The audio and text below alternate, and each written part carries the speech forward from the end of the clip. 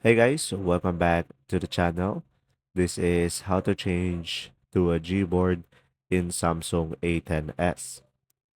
So, first thing is open the Google Play Store into your device and go for the search icon and the search bar at the top and search over here Gboard. And now from here, just simply install the application. And now just simply wait for some time. Now guys, once it is installed, just simply open the application and tap enable in settings and enable the Gboard into the settings and select OK and select input method and select the Gboard in order for you to switch to a Gboard. And there you go.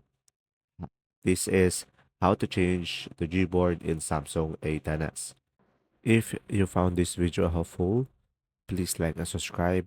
And guys, if you have any questions, just simply go ahead and comment down below. And thanks for watching. See ya.